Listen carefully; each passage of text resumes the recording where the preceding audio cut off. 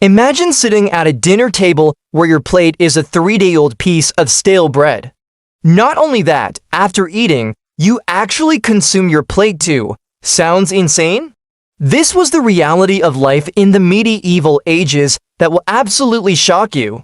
For over 1,000 years, Europeans lived with eating habits so bizarre they almost defy logic by today's standards. They used bread as plates, kept the same soup for months without ever cleaning the pot, and had foods that could become dangerous weapons. No, this isn't fantasy or fairy tales. These are well-documented historical facts studied by food historians. Professor Martha Carlin from the University of Wisconsin-Milwaukee, who researches medieval eating patterns, says that dining during that era was vastly different from what we know today. Get ready to dive into a world of food so strange it will make you grateful to live in the 21st century.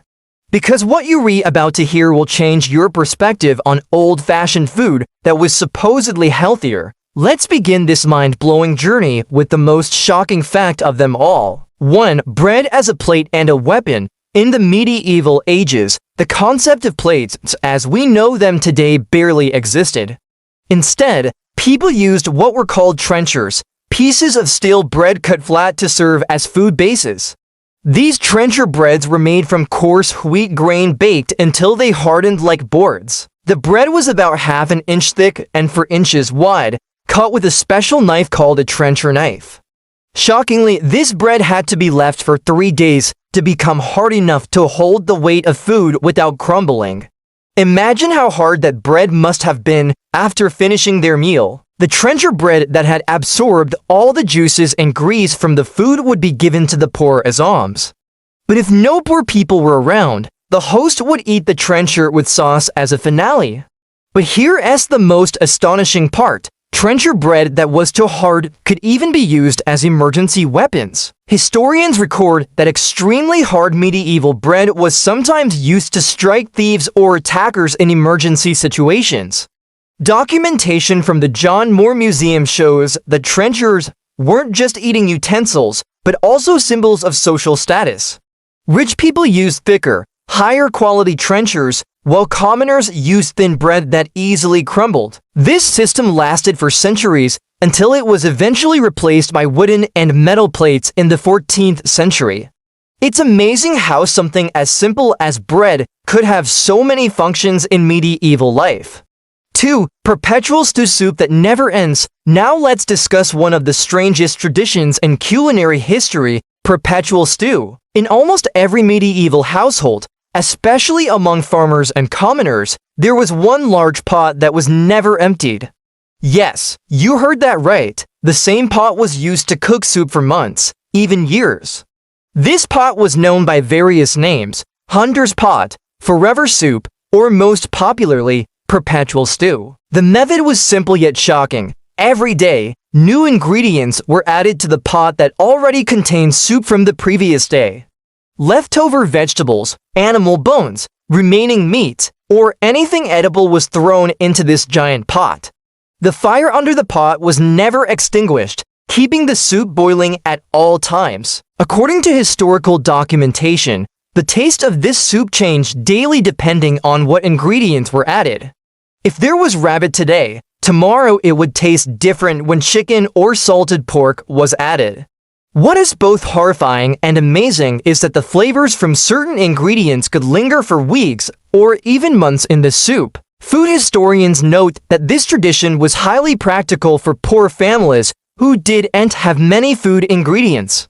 They didn't need to waste food and always had something to eat.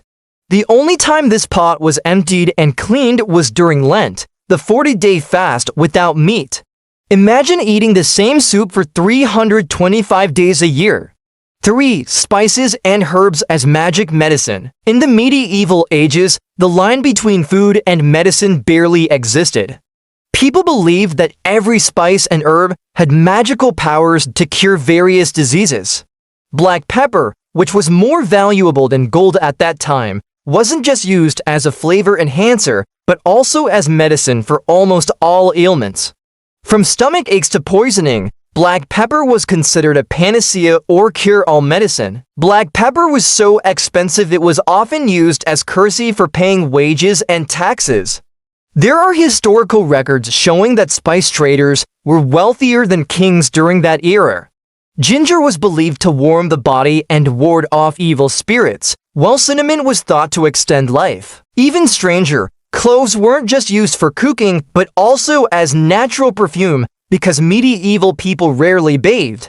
They chewed cloves to freshen their breath and hung them on clothes to mask body odor. Turmeric was considered magical medicine for wounds and inflammation, even used as a natural antiseptic. Nutmeg, a spice we now consider ordinary, was then believed to cure plague and infectious diseases. Medieval doctors prescribed mixtures of various spices as medicine, creating potions that must have tasted incredibly strange. Even salt, which we can easily obtain now, was so rare and valuable back then that the phrase "worth your salt" is still used today. People were willing to travel thousands of kilometers and face mortal danger just to obtain these spices. It's ironic that what we now consider ordinary was once treasure more valuable than life itself. For eating rituals that determine life and death, did you know that how you ate in the medieval ages could determine whether you lived or died? This isn't a metaphor, but the harsh reality of medieval life that was truly terrifying. Table manners during that time weren't just about etiquette, but also matters of life and death. Among nobles, seating position at the dining table determined social status and even personal safety. The closer you sat to the host, the safer you were from assassination attempts. Yes, poisoning through food was extremely common. Nobles employed food tasters, people whose job was to taste food first to ensure it wasn't poisoned. These food tasters were usually slaves or servants whose lives were considered worthless. Only if they showed no signs of poisoning minutes after tasting would the host dare to eat. But what's more horrifying was the concept of trial by ordeal using food. If someone was accused of a crime, they had to eat a piece of bread blessed by a priest. If they choked while eating that bread, it was considered a sign that they were guilty and would be executed. Many innocent people died from this horrific ritual, especially because anxiety made them prone to choking. Among commoners, sharing food had deep magical and religious meanings. Refusing food offered by others was considered a grave insult that could lead to life or death fights. There was even a belief that if you ate with someone, your souls would be bound together forever. 5. Food as a weapon of war. Have you ever imagined that food could become deadly weapons of war? In the medieval ages, this wasn't just possible, but often happened in shocking ways. One of the most effective war tactics of that time was besieging enemy cities and cutting off their food supplies. But what's more terrifying was using food as biological weapons. Attackers often threw rotting animal carcasses into besieged cities to spread disease. Even more sadistic, they poisoned drinking wells with carcasses and animal waste. This tactic caused disease outbreaks that killed thousands of people within weeks. But most shocking was using bread and grains as psychological weapons. Attackers would burn enemy wheat fields in front of city defenders' eyes, creating toxic smoke that not only damaged lungs, but also morale. The smell of burning bread became a symbol of death and despair that was truly terrifying. There are historical records of using honey as deadly traps. Soldiers would prepare poisonous honey from certain plant nectars and leave it on enemy retreat routes. When starving enemies found this honey, they would immediately eat it and die from poisoning. Even salt, which was so valuable, was used as an economic weapon. Cutting off access to salt meant cutting off the enemy's ability to preserve food, ultimately causing mass starvation. Most horrifying was the scorched earth practice, where armies would destroy all food sources in areas they were abandoning. They burned fields, poisoned wells, and killed all livestock. 6. Hidden dark secret. After hearing all these shocking facts, you might think we've uncovered all the weirdness of medieval food. But wait, there's one dark secret that historians have long hidden and only recently revealed in latest research. Do you know why medieval food seemed so strange and illogical? The answer will change your entire understanding of human history.